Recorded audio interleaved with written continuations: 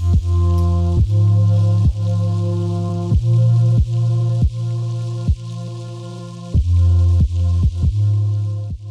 guys, welcome back to Lou's Beauty Closet. If you're new, welcome. I'm Lou. I post weekly beauty and lifestyle videos. Be sure to hit the subscribe button down below and the bell next to it so you get notified every time I post. Without further ado, let's get into it. Video all about how to highlight or strobe, as it's been termed lately. Not a revolutionary or new concept in makeup, but it's something that's quite popular. So highlighting, what is it? How do you do it? What do you need? Help. It's just highlighting the high planes of your face and mimicking where the light would naturally bounce off of your face. It's bringing those areas forward. It's giving you more of a glow. It's enhancing your natural glow and where the light would naturally hit your face. So these areas would naturally be like your cheekbones, down your nose, the inner parts of your eye, sometimes your cupid's bow. Just to consider when you are picking highlighters, pick the color and the saturation based on your skin tone. Pick the type based on your skin type as well. If you're oily, pick things that won't add to the oiliness, that won't add more moisture to your already oily skin. And if you're on the drier or normal side, pick things that, you know, won't necessarily show that texture, things that are going to be a bit more moisturizing for your face. And then obviously with skin tone, consider saturation of color. If you want a pink or a gold highlighter, choose the color accordingly to your skin. And lastly, tools. What tools am I going to use? I know what it is, I know where it goes.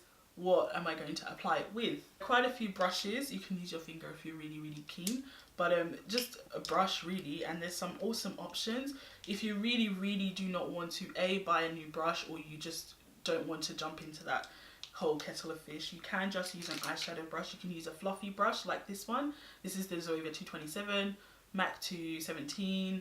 Any fluffy blending brush you've got that's an eyeshadow brush you can use.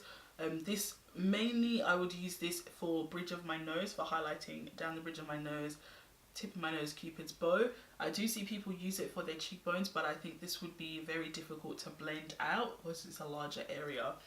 For a more affordable option, the Real Techniques setting brush. This one you can, it's tapered. You basically want a tapered brush or a fan brush. So this one's tapered, and you can get in and really highlight your cheekbones.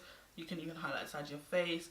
So you want your inner corner, bridge of your nose, cupid's bow, cheekbones, you know, and you can just get in there. It's not too big but not too small, so you'll get nice coverage. You'll be able to control it, and it won't be too, you won't get that line. Sigma F37 brush. This is tapered. They do a smaller one.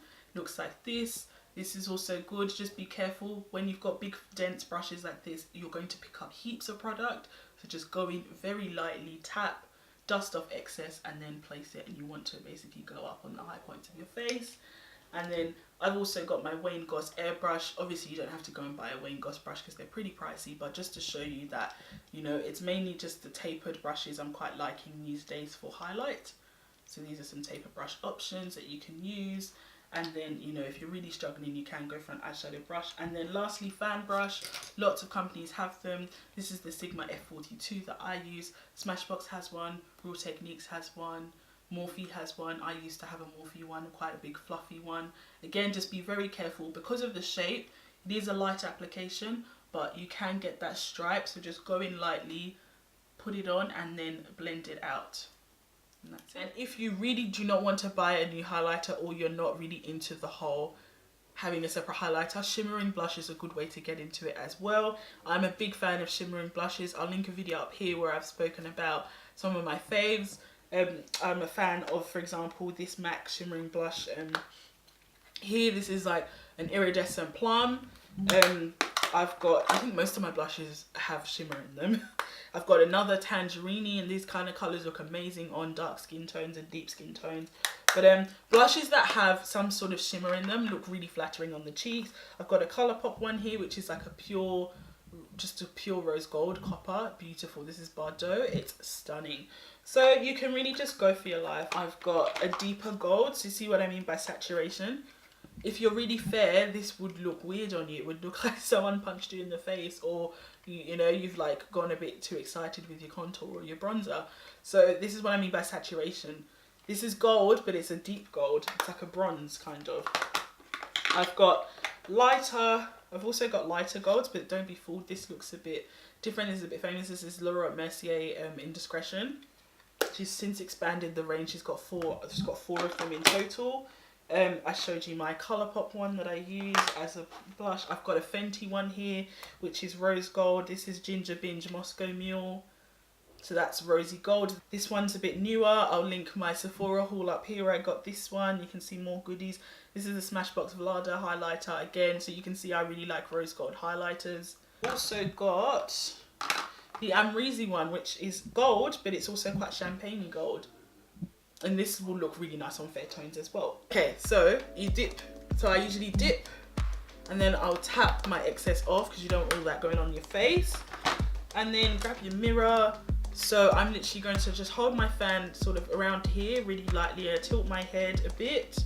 I'm looking into my mirror and I just sort of, so before I even do that, I actually feel my cheekbones. Usually you can see them, but I feel for my cheekbones. And you're just going to lay the color down and then blend. So I would do like a,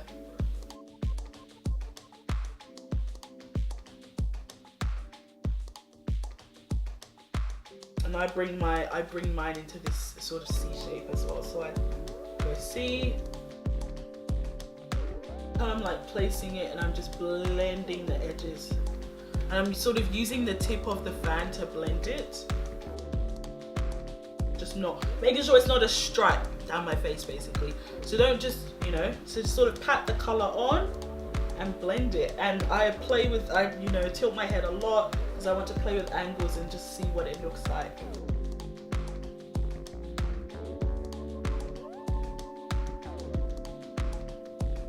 And I just bring it up.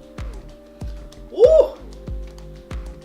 Guys, I once wore this to a party and someone said they could see my highlight from the end of the room. You know what I said? I said, good. That's why I bought this palette. I didn't buy it so that no one could see it. I bought it so I could glow. So I'm pretty happy with that. If you've got a lot more texture on your skin like I do, highlighters with more glitter and chunky parts will show that texture. And another tip, if you do want to get a bit more of a wham bam, here I am kind of highlighter, you can spray it with a setting spray and that will make it look wet. It will give it like a wet look, but like same thing with eyeshadow. But then again, with wet look comes texture. So if your skin's looking a bit, you know, there's a few bumps there or a few patches there, just be mindful of that. But I think, you know, just have fun, don't take it too seriously. And my last tip as well that has saved me, I always try and highlight before I put my blush because it gives me more room for error. If I go too ham with the highlighter, I can always fix it up with a nice deep blush on top.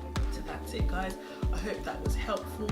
I hope you learned something new today, and consider subscribing. Hit the subscribe button down below and the bell next to it so you get notified every time I post. Click here to subscribe, click here for the last video, and click here for more from Lou's Beauty Closet.